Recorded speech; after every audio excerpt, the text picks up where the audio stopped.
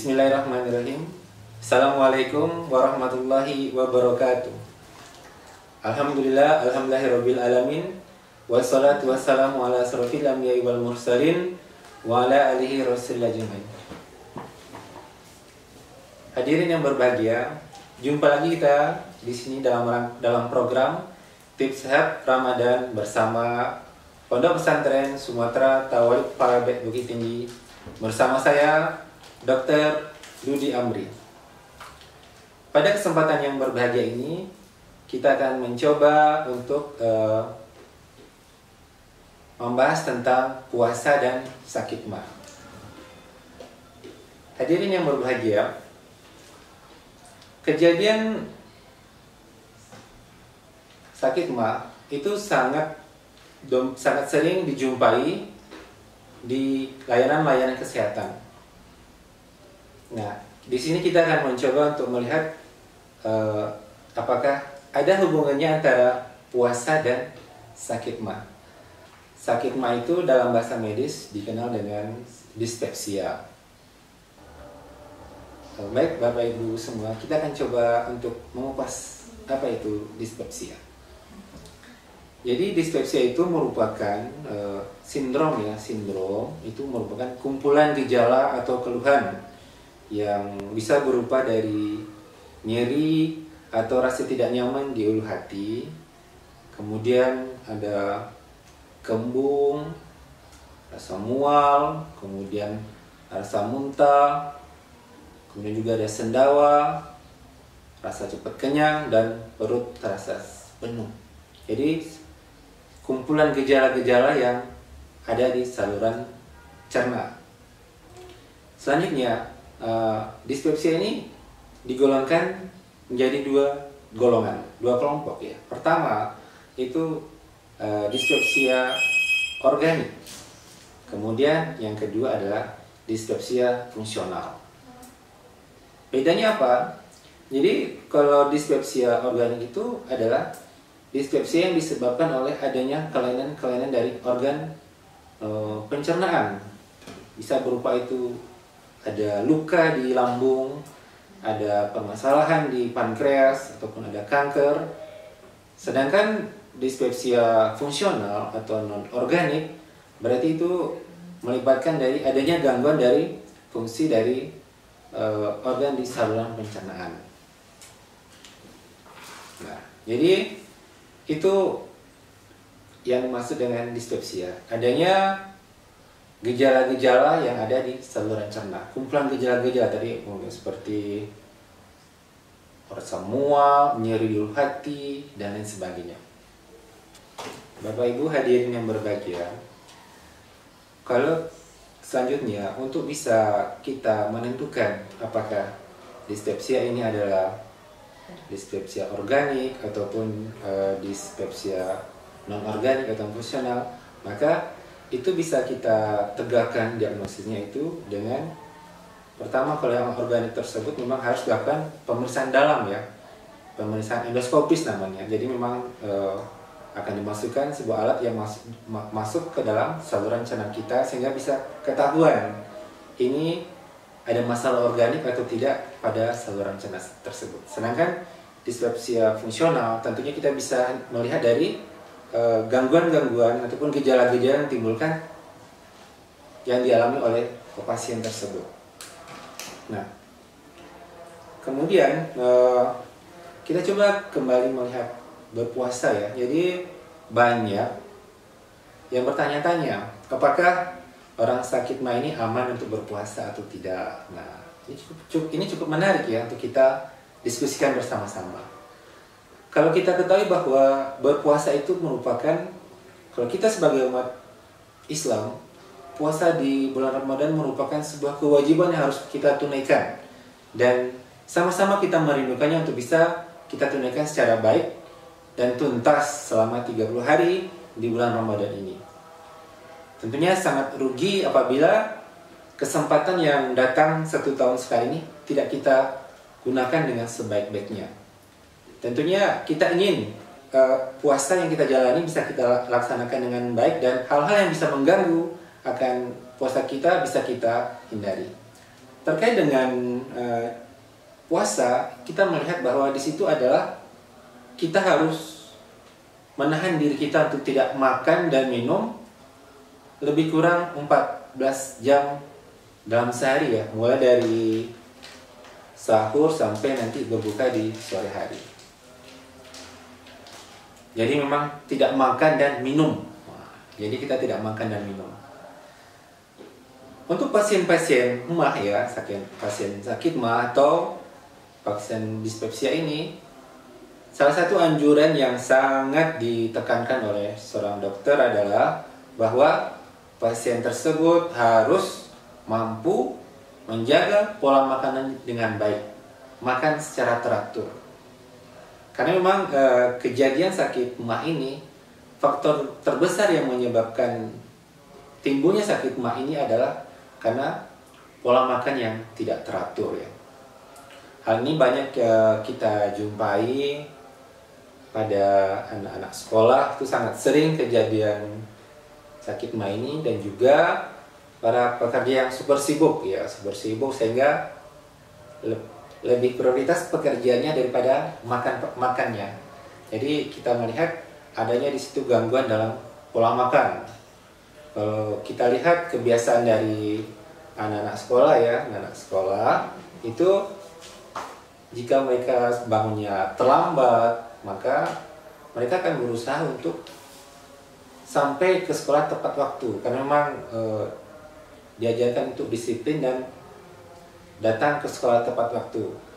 Jadi ketika anak tersebut terlambat ataupun tidak memprioritaskan untuk sarapan di pagi hari dan karena takut terlambat sekolah, jadi kejadian sakit MAH sering terjadi pada anak-anak sekolah. Demikian juga orang yang kerja kantoran ataupun yang kerja-kerja yang lain yang sibuk sehingga mereka lupa untuk sarapan pagi. Jadi faktor terbesar yang bisa memicu terjadinya sakit MAH ini adalah adanya pola makan yang tidak teratur. Nah, coba kita melihat di sini, bagaimana dengan ibadah puasa yang kita jalani selama 30 hari penuh ya, full 30 hari. Tadi sudah saya sampaikan, kita harus berhenti tidak makan dan minum ya, dari sahur sampai berbuka, dan itu lebih kurang memakan waktu lebih kurang 14 jam. Nah, apakah itu aman untuk lambung kita? Apakah ini aman untuk orang yang sakit MAH? Jadi secara umum, kalau untuk yang pasien-pasien yang mengalami dispepsia yang fungsional tadi ya, ini sangat membantu dalam proses penyembuhan gejala-gejala penyakitnya. Karena prinsipnya adalah sifat tubuh kita itu, kemampuan dia untuk beradaptasi itu sangat baik sekali. Sebagaimana kita punya kebiasaan bangun tidur, maka misalnya bangun sebelum subuh, jika kita rutinkan bangun sebelum subuh, maka otomatis nanti itu akan menjadi sebuah kebiasaan kita dalam aktivitas kita sehari-hari. Nah, demikian juga dengan makan tadi ya, pola makan. Jadi pola makan itu terkait dengan bagaimana memunculkan sekresi dari asam lambung. Karena proses makanan tersebut itu akan berpengaruh dalam proses sekresi asam lambung, di mana itu akan menimbulkan rasa tidak nyaman di perut kita gitu. Mungkin pada awal-awal puasa kita mungkin akan merasakan gangguan yang kurang nyaman untuk pasien-pasien yang menderita dispepsia fungsional tadi ya. Mungkin dia akan mengalami hal-hal yang kurang nyaman di perutnya itu. Cuman mungkin nanti dalam rentang 3-1 minggu jalannya puasa, nanti tubuh kita mampu untuk beradaptasi dengan kondisi baru, dengan lingkungan baru dan suasana baru yang dihadapinya. Pada saat berpuasa, di situ diajarkan sebuah pola yang sangat teratur sekali selama 30 hari. Pertama, kita sudah terbiasa untuk makan sahur pada sebelum subuh ya. Nanti kita akan makan kembali pada saat berbuka menjelang maghrib, pada saat maghrib. Nah, kebiasaan-kebiasaan yang kita ulang selama 30 hari tersebut itu mampu membuat sekresi dari asam lambung kita itu menyesuaikan dengan kondisi dari fisiologis tubuh kita. Selanjutnya kita akan mencoba untuk membahas tentang bagaimana tata laksana atau terapi dari dispepsia ini. Jadi ada 3 pendekatan yang bisa kita lakukan untuk pasien dispepsia. Pertama tentunya kita lakukan dengan obat-obatan.